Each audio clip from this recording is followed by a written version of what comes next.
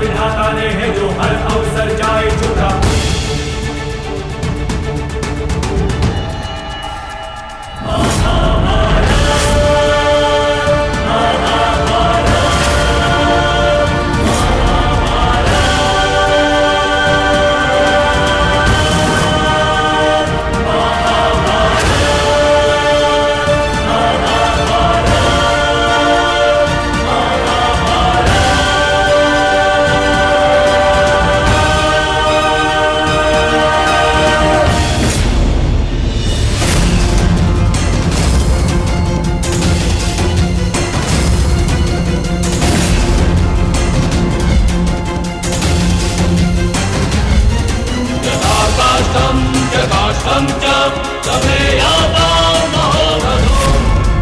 लक्ष्य भेदवान होता।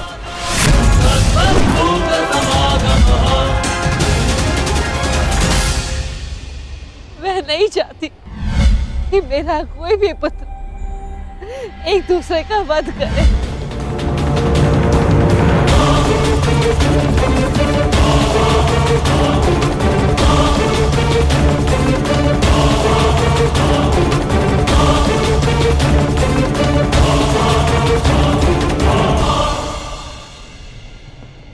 यही युद्ध की विभीषा है।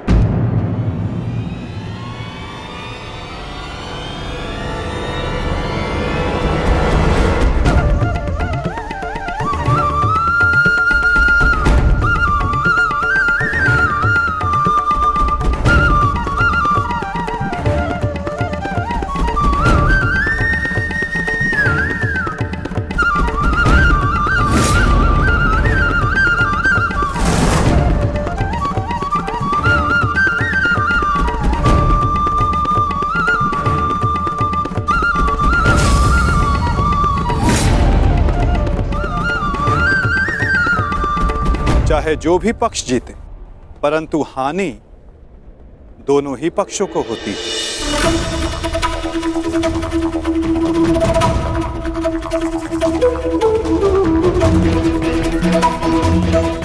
युद्ध की हानि तो उन्हें होती ही जो युद्ध में भाग लेते, और उन्हें भी होती जो युद्ध में भाग नहीं लेते।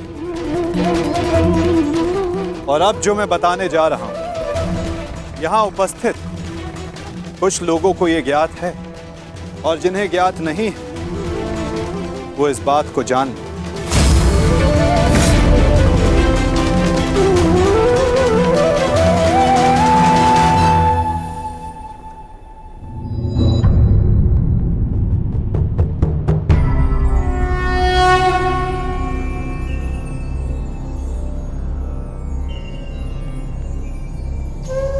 इस युद्ध के लिए ये कुरुक्षेत्र की भूमि उचित क्यों है?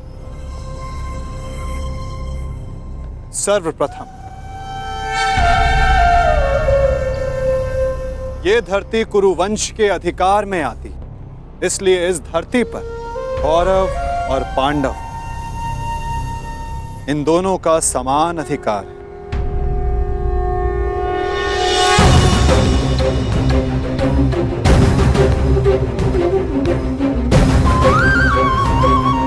ये भूमि, ये पवित्र स्थल देव नदी सरस्वती के दक्षिण और दृश्यवाही के उत्तर दिशा में आता है। ये भूमि, ये भगवान परशुराम के यज्ञ कुंडों से घिरा हुआ है, और उन भगवान परशुराम के 3 शिष्य भी इस युद्ध में भाग ले रहे हैं।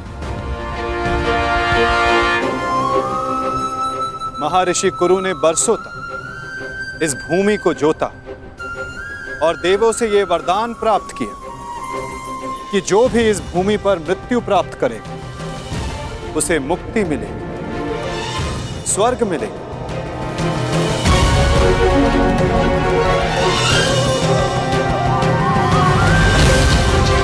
और जिसे विजय प्राप्त हो उसे न्याय मिलेगा। ये भूमि न्यायदात्री, पाप नाशिनी है, और ये युद्ध भी न्याय के विजय के, पापों के नाश के लिए हो रहा है। मुझे विश्वास है कि युद्ध का परिणाम चाहे जिस पक्ष में क्यों ना हो, धर्म स्थापना अवश्य हो। क्षमा शमोस्तेयम् शौचमिन्द्रिय निग्रह। आज से 1 सप्ताह के बाद युद्ध की तिथि निर्धारित हुई। दोनों ही पक्षों के पास युद्ध की तैयारियां करने के लिए 1 सप्ताह का समय है। दशकं धर्मलक्षणम्। और उसके पश्चात दोनों ही पक्ष यहां पुनः उपस्थित होंगे। धर्मलक्षणम् दशकं धर्मलक्षणम्। युद्ध के नियम निर्धारित करेंगे, फिर आरंभ होगा महाभारत का।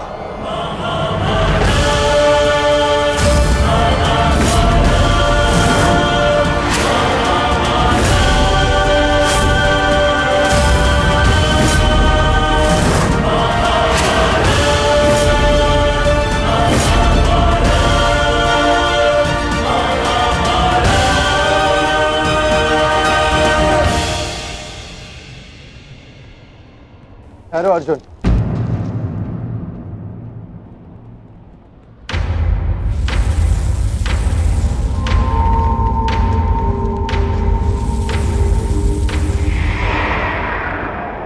युद्ध से पहले भी आप हमारे श्रद्धेय थे, युद्ध में भी होंगे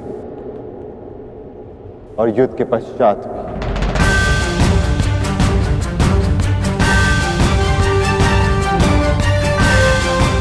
प्रणिपात।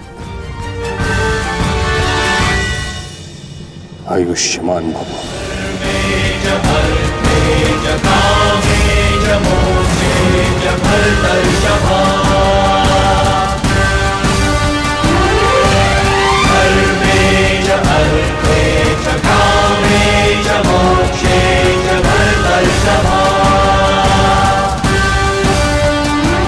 यशस्वी भव।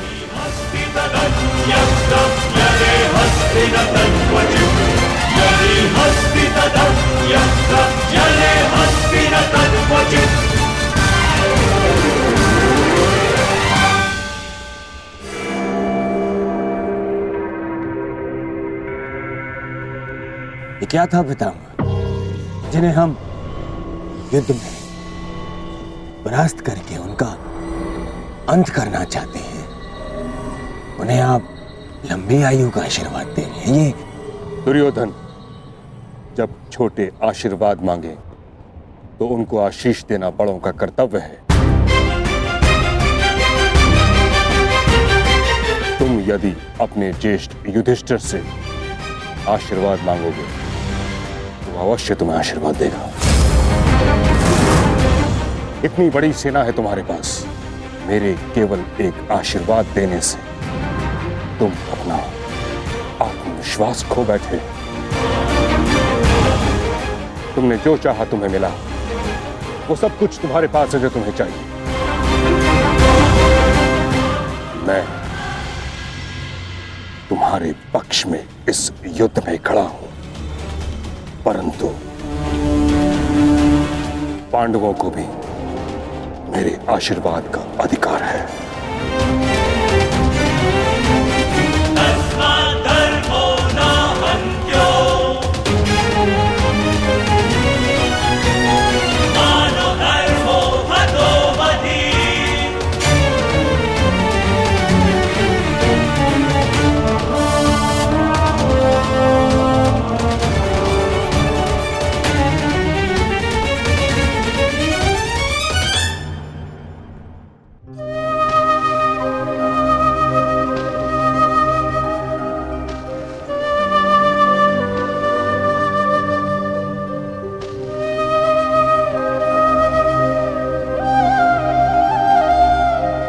माते, प्रकट होइए माते। आपका गंगा पुत्र भीष्म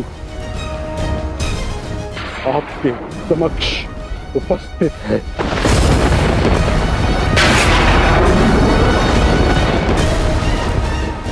क्या मेरी आवाज आप तक नहीं पहुंच रही? समूचे संसार को अपने जल से शीतलता प्रदान करती हैं आप। आज अपने पुत्र के जलते हुए हृदय को शीतलता प्रदान करिए माते। प्रकट होइए। समझ गया मैं। आप मुझसे रुष्ट हैं, असंतुष्ट हैं। आप कर भी क्या सकती हैं? इस पथ का चयन अपने लिए मैंने स्वयं किया। यही मेरा दोष है। मेरा दोष वो प्रारब्ध है जिसने मुझे इच्छा मृत्यु का श्राप दिया है। मेरा दोष मेरी वो प्रतिज्ञा है जिसे मैं तोड़ नहीं सका।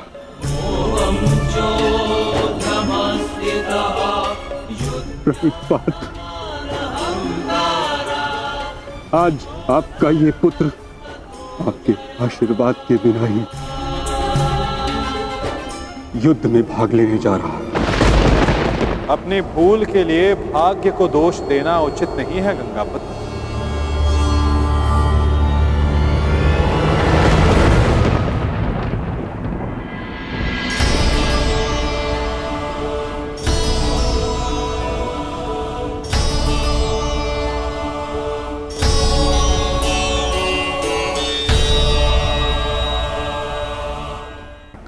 योद्धा को इस अवस्था में देखना भी तो उचित नहीं वासुदेव।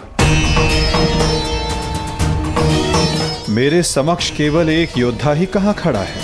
मैं तो उस पुत्र को, उस पितामह को देख रहा हूं जिसकी दृष्टि में अपराध बोध है और मन में पश्चाताप की अग्नि। सत्य कहा आपने। आप एक योद्धा को नहीं, एक अभागे को देख रहे हैं। मुझसे बड़ा अभागा इस संसार में कौन होगा? एक ऐसे युद्ध में भाग लेने जा रहा हूं जहां मेरे ही वंश के लोग एक दूसरे के रक्त के प्यासे हैं। भाइयों में प्रेम की जगह प्रतिशोध है, अहंकार है। बाण किसी ओर से भी चले, छाती मेरी ही छलनी होगी। रक्त किसी का भी बहे, हृदय मेरा रोएगा। और मैं इस अनर्थ को रोकने के लिए कुछ भी नहीं कर सकता। जब आप रोक सकते थे तब आप मौन रहे गंगापुत्र।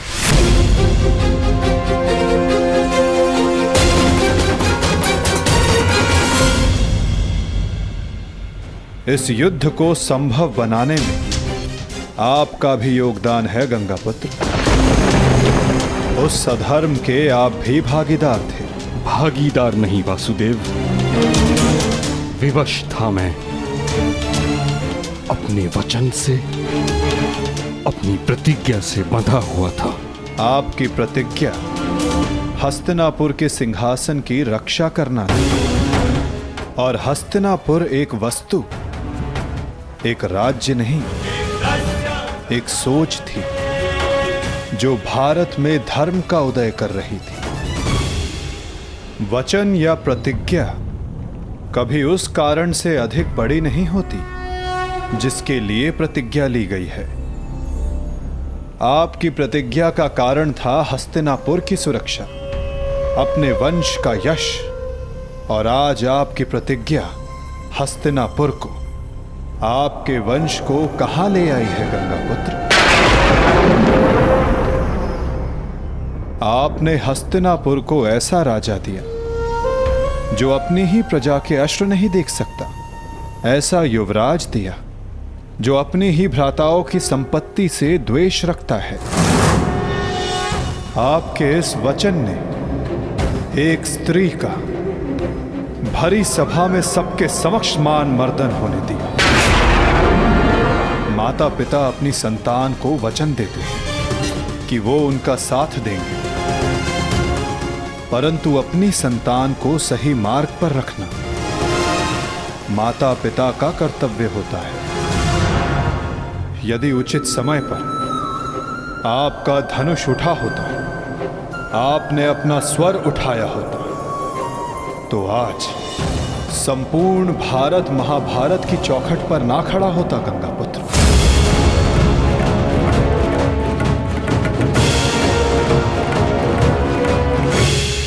आपकी इस प्रतिज्ञा को पूर्ण करने के लिए कितना बड़ा मूल्य चुका रहा है ये संसार। समय आ गया है कि उस प्रतिज्ञा को तोड़ दिया जाए,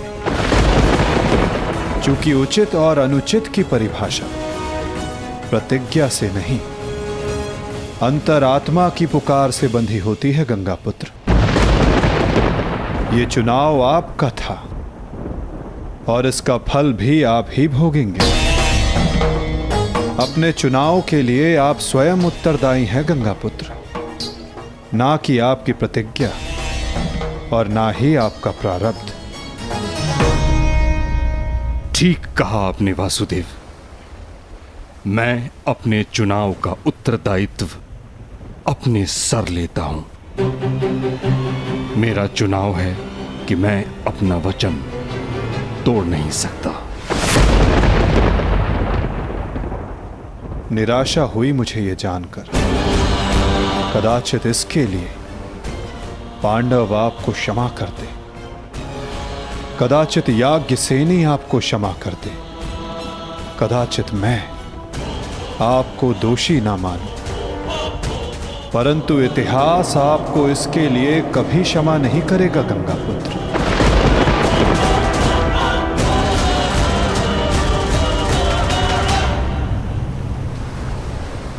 रुकिए वासुदेव, मैं नहीं चाहता कि मुझे क्षमा मिले।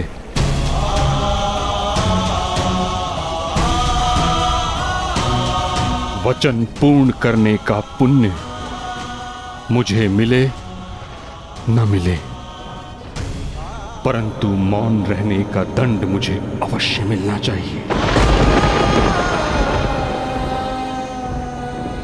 मैं अपने निर्णय से असंतुष्ट हूं, परंतु इस बात का मुझे संतोष है कि पांडवों के पास वो अस्त्र है जो मुझे मेरी प्रतिज्ञा और मेरे श्राप से मुक्ति दिला सकता है।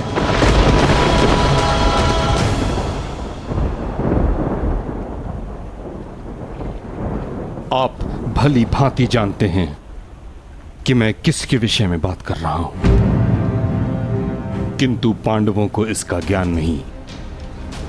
उनका मार्गदर्शन आपको करना होगा वासुदेव। भीष्म नामक समस्या का समाधान आप उनको सुझाएंगे। समाधान अपने गंतव्य तक पहुंचने को है गंगापुत्र।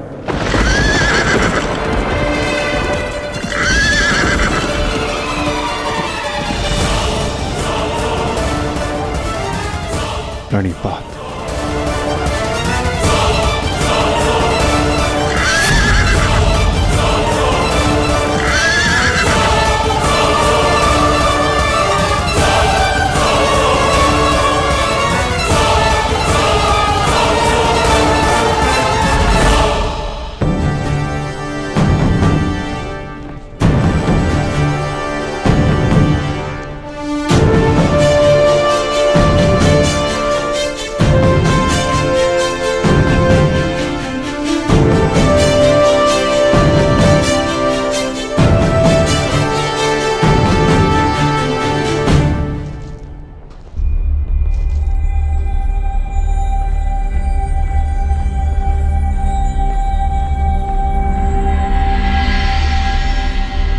पिताश्री, आप इस भूमि को प्रणाम क्यों कर रहे हैं? क्योंकि ये एक अति पावन भूमि है जहां मेरे गुरु परशुराम ने तपस्या की। परंतु अब ये एक युद्ध भूमि है। अब यहां तपस्या नहीं, शत्रुओं का संहार होगा। एक योद्धा के लिए युद्ध भूमि उसकी कर्म भूमि, धर्म भूमि और यज्ञ भूमि होती है, मंदिर के समान पवित्र होती है। परंतु पिताश्री, मेरी दृष्टि में ये सोच एक योद्धा को युद्ध में निर्बल बनाती है। मेरा मानना है कि योद्धा जब तक क्रोधित ना हो तब तक वो प्रहार नहीं कर सकता। नहीं, क्रोध में किया गया प्रहार शत्रु से अधिक स्वयं को हानि पहुंचाता है।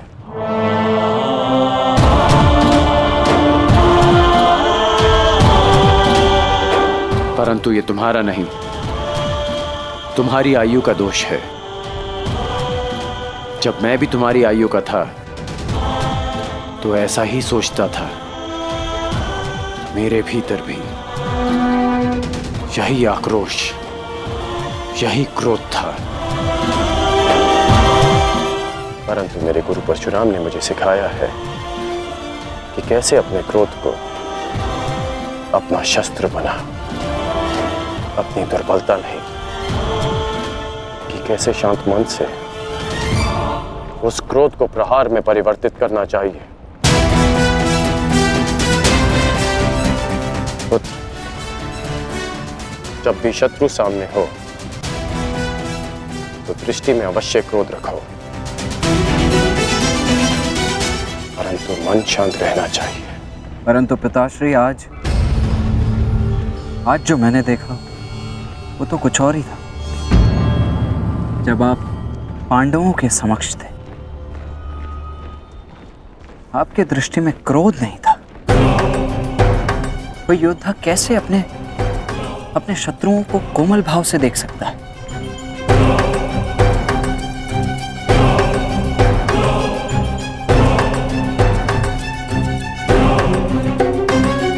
आवश्यक नहीं कि हर कोई जो हमारे विपक्ष में खड़ा हो, हमारे विरोध में खड़ा हो, वो हमारा शत्रु हो।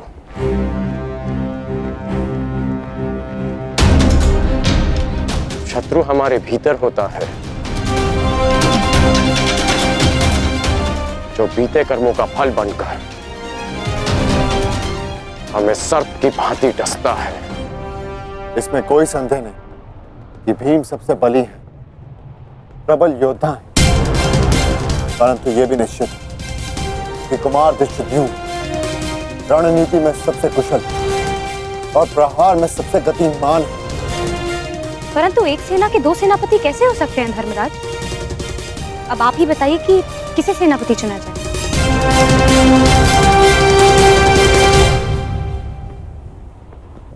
मेरा निर्णय यह है कि हमारी सेना के नेतृत्व के लिए सबसे अधिक योग्य एक विकल्प शेष है युधिष्ठिर।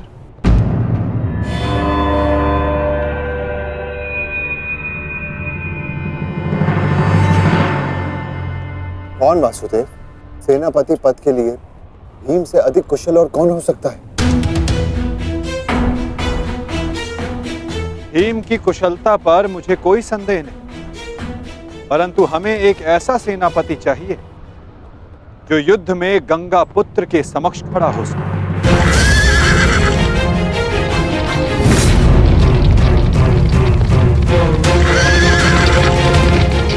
वो जिनके कारण युद्ध में विजय हमारी हो,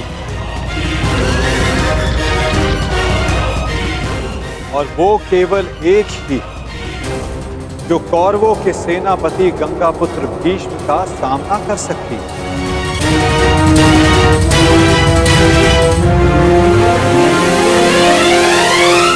शिखंड।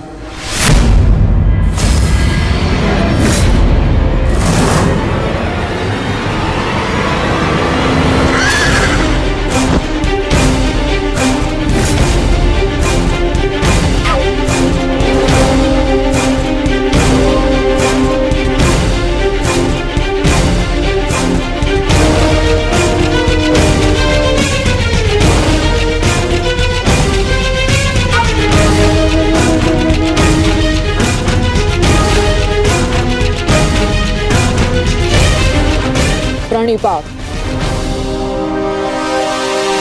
ये युद्ध केवल आपका नहीं मेरा भी है। हर उसका है जिसको कौरवों के अन्याय से कष्ट हुआ है।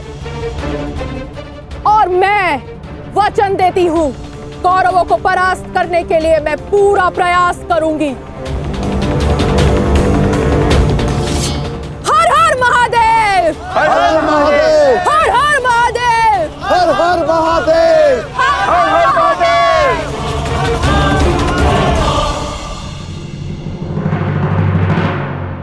एक समस्या अब भी सामने है वासुदेव। हमारे पास 7 अक्षौणी सेना है और कौरव सेना 9 अक्षौणी है। हमें कोई ना कोई समाधान अवश्य निकालना होगा वासुदेव। उन पांडवों के पास 7 अश्विनी सेना है और हमारे पास 9। चिंता करने की आवश्यकता उन्हें है, हमें नहीं। यदि तुम यूं ही बैठे बैठे आनंद मनाते रहोगे ना दुर्योधन, तो शीघ्र ही ये समीकरण बदल जाएगा। ना, मेरे कहने का तात्पर्य ये है कि शीघ्र ही ये समीकरण बराबर का हो जाएगा दुर्योधन। समझ गए? कैसे? मद्रराज शल्य स्मरण है? नकुल सहदेव का मामा है वो, मामा। और हर मामा अपने भांजे के अतिरिक्त और किसी का सगा नहीं हो सकता ना। और ये बात तुमसे अधिक कौन जान सकता है? उसके पास 2-2 अक्षौणी सेना है, 2-2, और वो भी अति शक्तिशाली। वो यदि पांडवों के पक्ष में चला गया ना, तो पांडवों की शक्ति हमसे अधिक हो जाएगी निश्चित। और हाँ, कलिंग का स्वयंवर तो स्मरण है ना तुम्हें दुर्योधन? शल्य को शत्रु का क्रोध अधिक शक्तिशाली बना देता है, देखा है तुमने? देखा है ना? और हाँ, मैंने तो ये भी सुना है कि शल्य सेना का हर एक सैनिक शल्य की इस विद्या में थोड़ा कम, थोड़ा अधिक कुशल है। ये तो चिंता का विषय है मामाश्री। नहीं होना चाहिए। शैल्य को अपने पक्ष में कैसे किया जाए? है, मेरे पास एक योजना है दुर्योधन। मद्रराज शल्य अपने वचन का पक्का है, परंतु चरित्र का थोड़ा सा कच्चा। ये स्वभाव से थोड़े रसिक भी हैं। तुम समझ रहे हो ना मैं क्या कह रहा हूँ? रसिक हैं थोड़े से। चल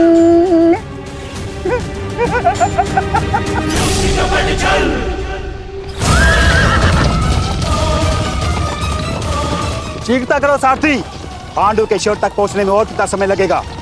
हम शीघ्र ही वहां होंगे महाराज।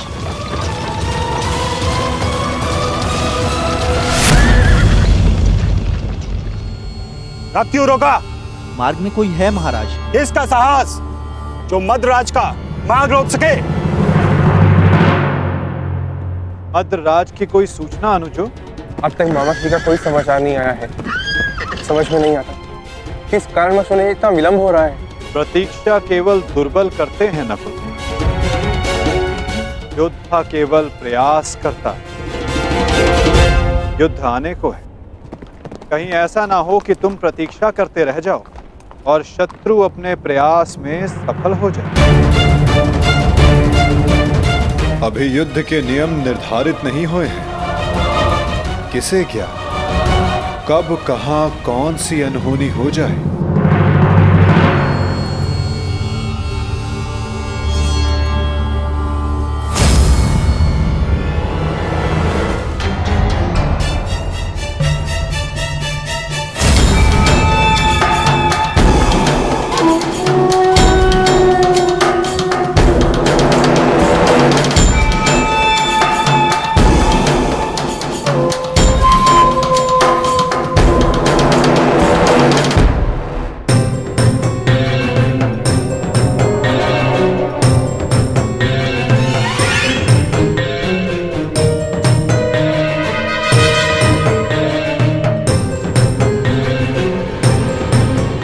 पात्र मद्रराज।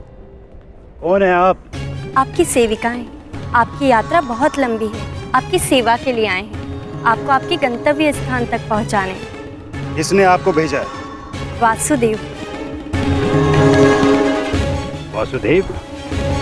वासुदेव को हमारा धन्यवाद कहिएगा, परंतु मुझे आज विलम्ब हो रहा है। प्रणाम। मर्तराज, क्या आप हम दोनों को दंडवीर बनाना चाहते हैं?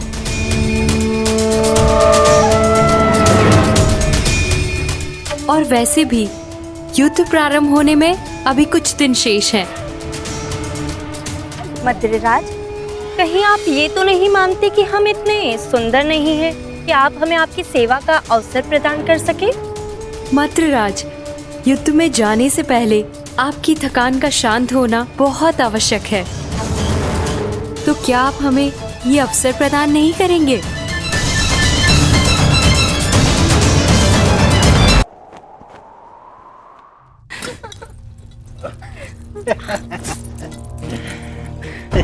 सेवा का आनंद ले रहे हैं ना? अवश्य। मुझे आशा नहीं थी कि वासुदेव भी इतने रसिक स्वभाव के हैं। महाराज, आपका ये पात्र मदिरा से रिक्त क्यों है?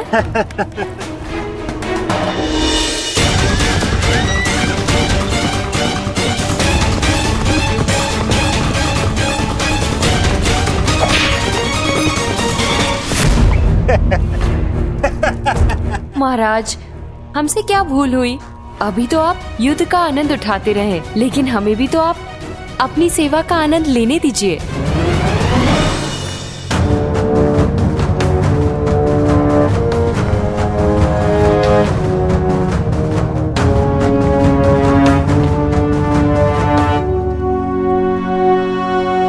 प्रणिपात मद्रराज।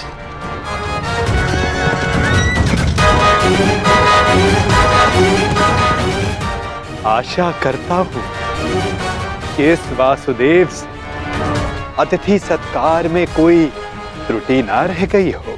नहीं नहीं वासुदेव, ये तो मेरे जीवन का सबसे उत्तम सत्कार था। मैं अति प्रसन्न हूँ कि ये युद्ध मैं आपकी तरफ से लड़ रहा हूँ, और युद्ध के पश्चात मैं एक बार फिर से ये सत्कार लेना चाहूंगा।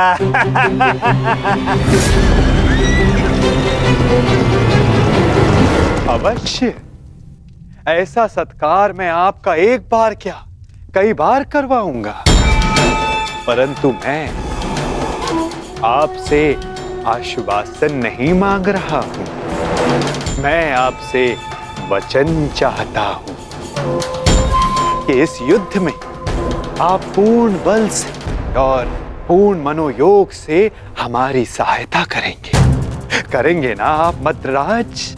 आपको मेरे आश्वासन पे संदेह है? तो ठीक है, मैं आपको वचन देता हूँ कि जिसने मेरा ऐसा उत्तम सत्कार किया है, मैं युद्ध के अंत तक उसके पक्ष से लड़ूंगा।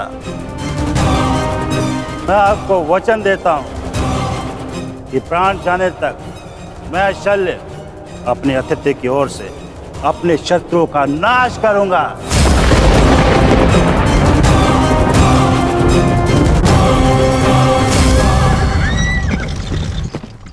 उत्तम, अति उत्तम। धन्यवाद मद्रराज, धन्यवाद।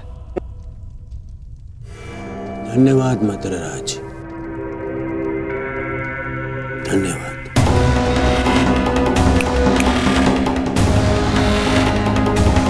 मैं दुर्योधन कौरवों की सेना में आपका स्वागत करता हूँ। तुमने सत्कार किया था मेरा, मुझे भ्रम में रख के मुझसे वचन लिया। छल किया है तुमने मेरे साथ, छल किया है वासुदेव ने पांडवों के साथ। छल। ये वो छलिया वासुदेव नहीं, ये है मेरा मित्र पौंड्रिक वासुदेव।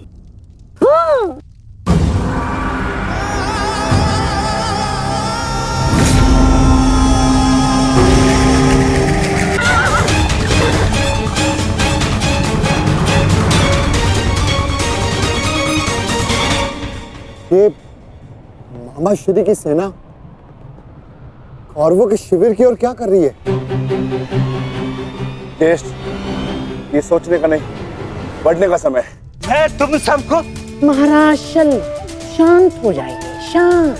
आपने तो वचन दिया है, तो अब आपको कौरवों की ओर से ही लड़ना होगा और युद्ध के नियमानुसार अपने ही पक्ष के योद्धा पर प्रहार नहीं करते मद्रराज, हैं? तो आइए, कौरव दल में आपका मैं शकुनी महारथी शल्य का स्वागत करता हूं। तुम सब ने छल किया है, छल। देख लूंगा तुम्हें सबको। मामा नहीं, ये सब क्या हुआ?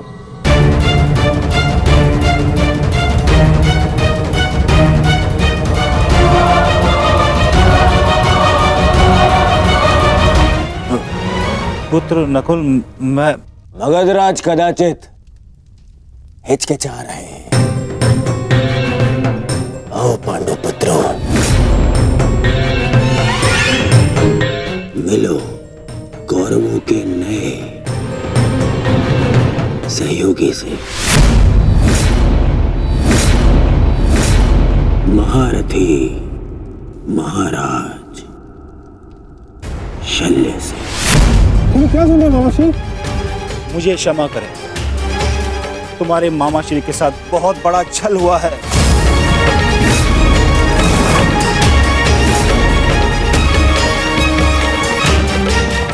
मुझे भ्रम में रखकर वचन लिया गया है मुझसे। भ्रम से ही सही, परंतु आप वचन के भार से बद्ध हैं मद्रराज। दुर्योधन, तुमने हमारे साथ छल किया है। मामा श्री ने सबसे पहले हमें आश्वासन दिया था। शांत विकोदर, शांत। पांडवों को आश्वासन मिला था, परंतु कौरवों को वचन मिला है विकोदर, वचन। और वचन वचन होता है, उसे तोड़ा नहीं जा सकता। परंतु यदि महाराज शैल्य वचन भंजक होने का कलंक अपने मस्तक पर लेना चाहते तो वो यहां से जा सकते हैं। परंतु युधिष्ठिर, तुमने तो इस युद्ध को धर्म युद्ध का नाम दिया है, तो क्या तुम अपने मामा का वचन भंग करने का अधर्म अपने मस्तक पर लेना चाहोगे? बोलो युधिष्ठिर।